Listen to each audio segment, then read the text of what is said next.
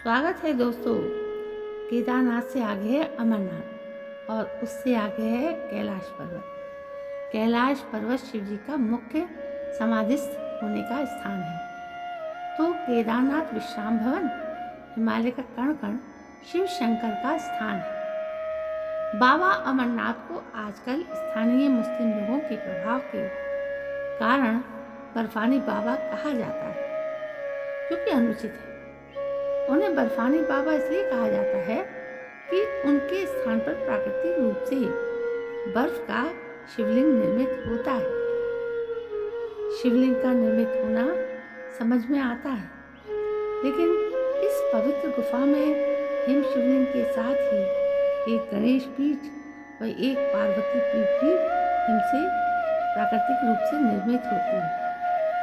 पार्वती पीठ ही शक्तिपीठ स्थल है। यहाँ माता सती के कंठ का निपात हुआ था।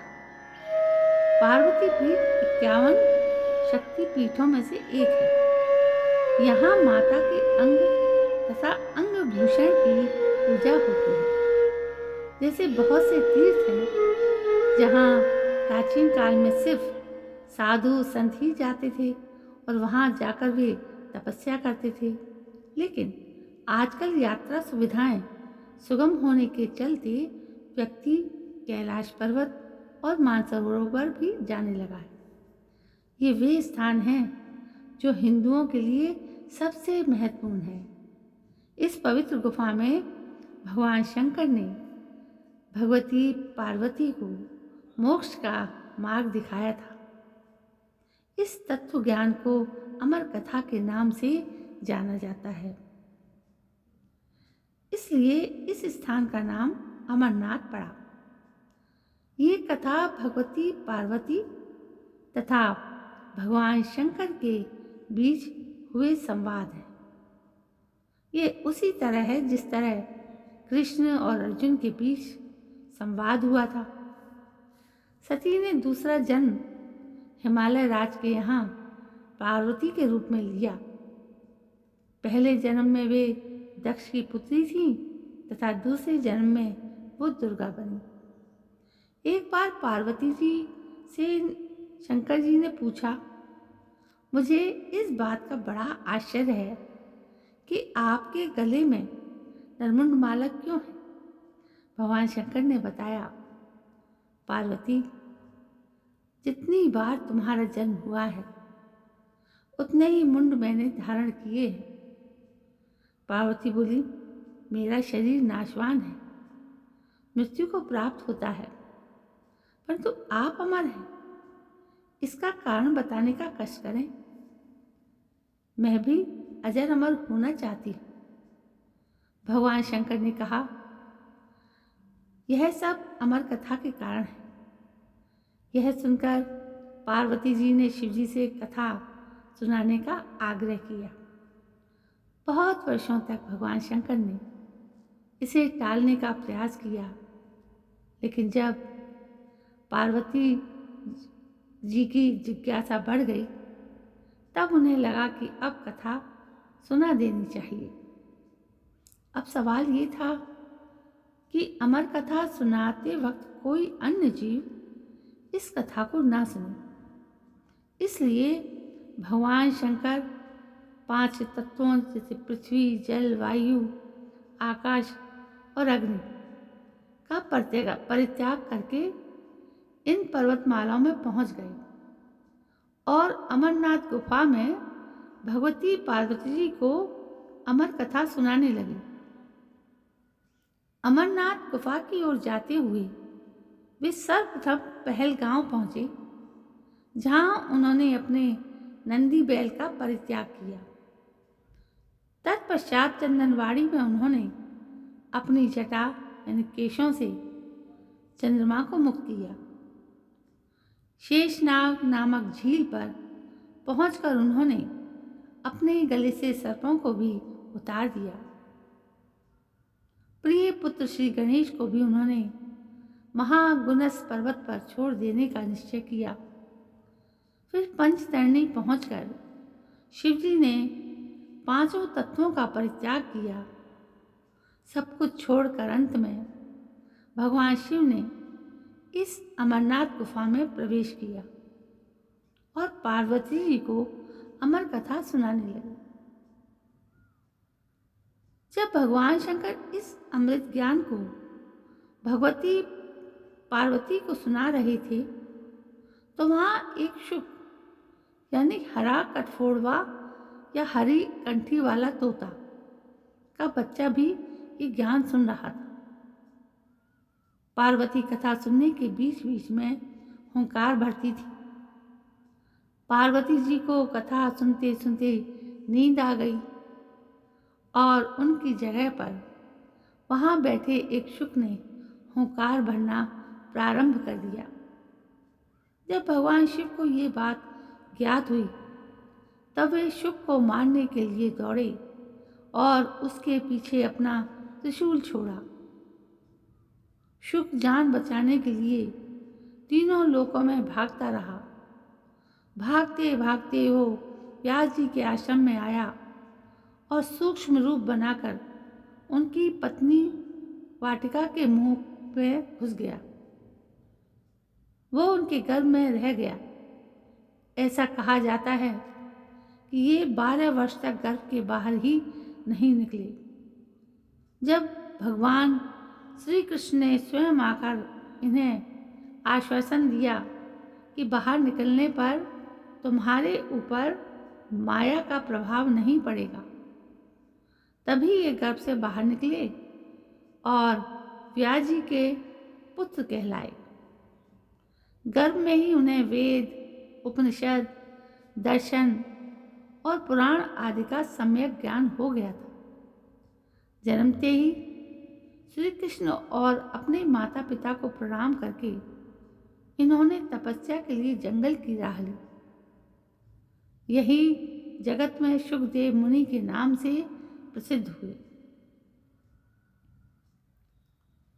श्री अमरनाथ की यात्रा के साथ ही कबूतरों की कथा भी जुड़ी है।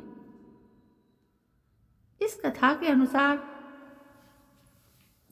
एक समय महादेव संध्या के समय नृत्य कर रहे थे कि भगवान शिव के गण आपस में ईर्ष्या के कारण कुरु कुरु शब्द करने लगे। महादेव ने उनको श्राप दे दिया कि तुम दीर्घ काल तक ये शब्द कुरु कुरु करते रहो। तदुपरांत वे रुद्र रूपी गण उसी समय कबूतर हो गए और वही उनका स्थायी निवास हो गया। माना जाता है कि यात्रा के दौरान पावन अमरनाथ गुफा में इन्हीं दोनों कबूतरों के भी दर्शन होते हैं। ये आश्चर्य ही है कि जहाँ ऑक्सीजन की मात्रा नहीं के बराबर है और जहाँ दूर दूर तक खाने पीने का कोई साधन नहीं है, वहाँ ये कबूतर किस तरह रहते होंगे। यहाँ कबूतरों के दर्शन करना शिव और पार्वती के दर्शन करना की तरह माना जाता है। पार्वती जी भगवान सदाशिव से कहती हैं, प्रभु मैं अमरीश महादेव की कथा सुनना चाहती हूँ। मैं ये भी जानना चाहती हूँ कि महादेव गुफा में स्थित होकर अमरीश क्यों और कैसे कहलाए। सदाशिव भोलेनाथ बोले, देवी आदिकाल में ब्रह्मा प्रकृति स्थावर यानी पर्वत आदि जंगल मनुष्य संसार की उत्पत्ति हुई। इस क्रमानुसार देवता, ऋषि, पितर, गंधर्व, राक्षस, सर्प, यक्ष, भूतगण, कूष्मांड, भैरव, गीदड़, दानव आदि की उत्पत्ति हुई। इस तरह नए प्रकार के भूतों की सृष्टि हुई, परंतु इंद्रादि देवता सहित सभी मृत्यु के वश में थे। इसके बाद भगवान भोलेनाथ ने कहा कि मृत्यु से भयभीत देवता उनके पास आए। सभी देवताओं ने उनकी स्तुति की और कहा कि क्यों मृत्यु बाधा करती है, आप कोई ऐसा उपाय बतलाएं जिससे मृत्यु हमें बाधित ना कर सके। मैं आप लोगों की मृत्यु के भय से रक्षा करूंगा, कहते हुए सदाशिव ने अपने सिर पर से चंद्रमा की कला को उतारकर निचोड़ दिया और देवगणों से बोले, यह आप लोगों के मृत्यु लोक की औषधि है। उस चंद्र का कला के निचोड़ने से पवित्र अमृत की धारा बह निकली और वही धारा बाद में अमरावती नदी के नाम से विख्यात हुई। चंद्रकला को निचोड़ते समय भगवान सदाशिव के शरीर पर जो अमृत बिंदु गिरे वे सूख गए और पृथ्वी पर गिर पड़े।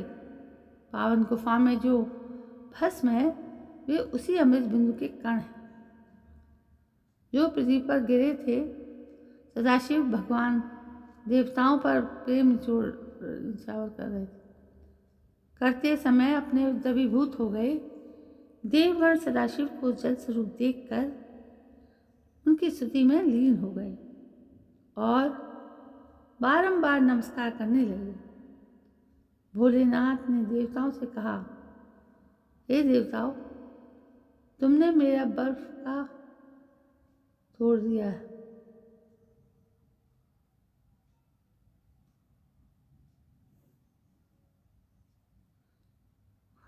इस कारण मेरी कृपा से आप लोगों को मृत्यु का भय नहीं रहेगा। अब तुम यहीं पर अमर होकर शिव रूप को प्राप्त हो जाओगे।